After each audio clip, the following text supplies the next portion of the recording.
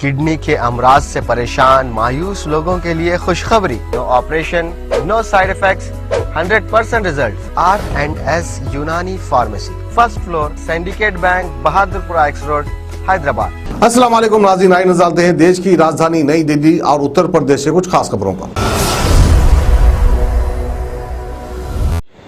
केंद्र सरकार के हॉस्पिटल्स में पेशेंट अब रविवार को भी ओपीडी में डॉक्टर से दिखा सकेंगे। रविवार को भी ओपीडी सेवा की शुरुआत 10 अक्टूबर यानी आज से हो गई है। साथ ही पेशेंट्स ब्लड टेस्ट भी करवा सकेंगे। हालांकि रेजिडेंट डॉक्टर्स इसका विरोध कर रहे हैं। आपको बता दें कि सफदरजंग हॉस्पिटल में विरोध के बावजूद रेजिडेंट डॉक्टर्स को ओपीडी आना पड़ा। पहले दिन पेशेंट्स की संख्या कम रही, लेकिन 8 डिपार्टमेंट्स की ओपीडी में 50 रजिस्ट्रेशन भी हुए हैं। राम मनोहर लोहिया हॉस्पिटल में रविवार को भी ओपीडी सेवाएं खुली रही।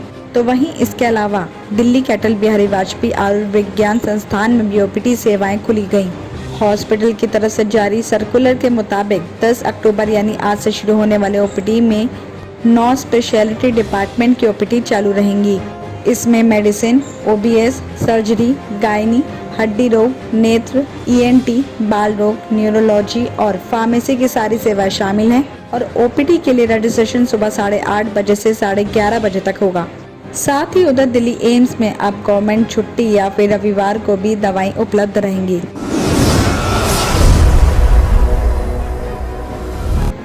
देश की राजधानी दिल्ली में आतंकी हमले का खतरा मंडरा रहा है। आतंकी हमले की खबर मिलने के बाद दिल्ली पुलिस हाई अलर्ट पर है। बताया जा रहा है कि दिल्ली पुलिस को त्योहारी सीजन के दौरान दिल्ली में आतंकवादी हमले के इनपुट मिले हैं। इनपुट मिलने के बाद दिल्ली पुलिस आयुक्त राकेश अस्थाना ने शनिवार को शीर्ष अधिकारियों के साथ मीटिंग की और आतंकवाद विरोधी उपायों पर भी बातचीत की। उन्होंने इस बात पर बातचीत की कि आतंकवादियों को स्थानीय लोगों का समर्थन लेने से कैसे रोका जाए। हालांकि उन्होंने कहा कि ऐसा कोई हमला तब तक नहीं हो सकता जब तक कि हमलावरों का स्थानीय समर्थन ना मिले। अस्थाना ने यह भी कहा कि स्थानीय अपराधी, गैंगस्टर और रूढ़िवादी तत्व इस तरह के हमले में मदद कर सकते हैं। उन्होंने ये भी कहा कि पेट्रोल पंप और पेट्रोल टैंकरों को निशाना बनाने का इनपुट मिला है। साथ ही आपको ये भी बता दें कि 7 अक्टूबर को स्पेशल सेल की स्वाट टीम ने कश्मीरी गेट बस अड्डे पर 3 आतंकी को मार गिराया था। साथ ही एक को पकड़ लिया। पुलिस ने बताया कि उनको खबर मिली थी कि कश्मीरी गेट बस अड्डे पर 4 आतंकवादी घुस गए और लोगों को बंधक बना लिया। मौके पर पहुंचकर पुलिस की टीम ने आसपास के इलाके को खाली करवा दिया था और अंदर घुसकर पुलिस की टीम ने आतंकवादियों को चुनौती दी। पुलिस अधिकारियों ने बताया कि कार्रवाई के दौरान एक आतंकी को पकड़ लिया गया जबकि 3 को मार गिराया।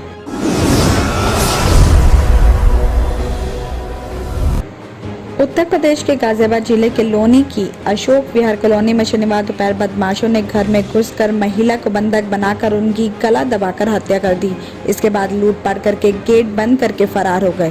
पड़ोसियों ने बताया कि जिस टाइम बदमाशों ने वारदात को अंजाम दिया उस टाइम उन्होंने घर में तेज आवाज में गाने चला दिए और करीब 10 मिनट के बाद बंद भी हो गए थे। घर वालों ने बताया कि शनिवार सुबह महिला का पति काम पर चला गया था। उनकी दोनों बेटियां पढ़ाई करके दोपहर करीब 1:30 बजे घर पहुंची तो मेन गेट पर कुंडी लगी हुई मिली। जब बच्चे दरवाजा खोलकर अंदर गए तो महिला सोफे पर मृत पड़ी हुई थी और उनके हाथ पैर कपड़े से बंधे हुए थे। गले पर भी कपड़ा बंधा हुआ था और उनका 3 साल का बेटा उनके पास खड़ा हुआ रो रहा था। घर वालों ने बताया कि घर से 70,000 नकद और 1.25 लाख के गहने गायब हो गए हैं। इस मामले में पुलिस का कहना है कि घटना में किसी करीबी के शामिल होने का अंदेशा है। इतनी आबादी के बीच किसी बाहरी व्यक्ति का घर में घुसना आसान नहीं है। आसपास के सीसीटीवी कैमरे खंगाले जा रहे हैं। कॉल डिटेल और आसपास के लोगों से बात करके प्रूफ भी इकट्ठे किए जा रहे हैं, लेकिन अभी तक तहरीर नहीं मिली है।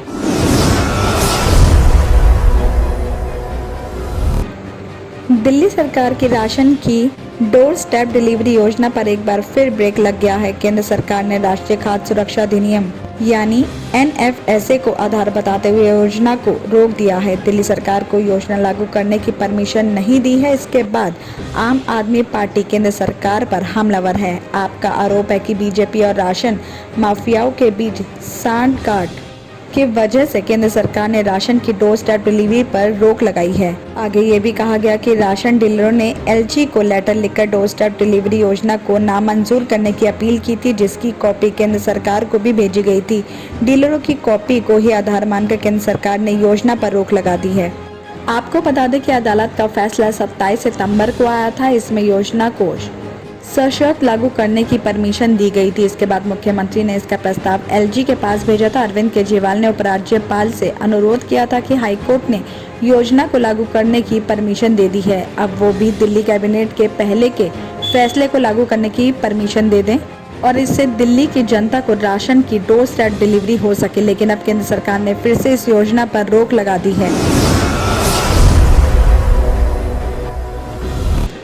दिल्ली में मानसून की विदाई के साथ प्रदूषण की चादर फैलना शुरू हो गई है। प्रदूषित तत्व धीरे धीरे हवा को प्रदूषित कर रहे हैं। इससे एनसीआर की हवा जहां खराब श्रेणी में पहुंच गई है, तो वहीं दिल्ली की वायु गुणवत्ता खराब श्रेणी के नजदीक है। मुख्यमंत्री अरविंद केजरीवाल ने शनिवार को माना है कि दिल्ली में प्रदूषण बढ़ रहा है। इसके लिए उन्होंने पराली के धुएं को जिम्मेदार बताया है।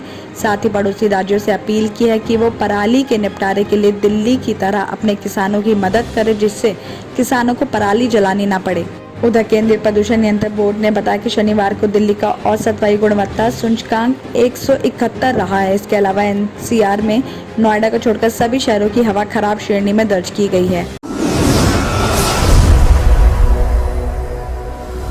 किडनी के अमराज से परेशान मायूस लोगों के लिए खुशखबरी। R&S यूनानी फार्मेसी किडनी और गॉल ब्लैडर स्टोन के खात्मे का जरिया। अब UNI स्टोन कैप्सूल्स के जरिए खात्मा कीजिए। No operation, no side effects, 100% result. सिर्फ UNI स्टोन कैप्सूल से मुस्तहिक लोगों के लिए खुसूसी रियायत। फिर से पथरी न होने का मुकम्मल इलाज। दर्द, कॉन्स्टिपेशन और पुराने कब्ज से निजात पाइए। आज ही तशरीफ लाएं। R&S Unani pharmacy, first floor, syndicate bank, Bahadurpura X road, Hyderabad. Contact 9703 939 436 9063 383760।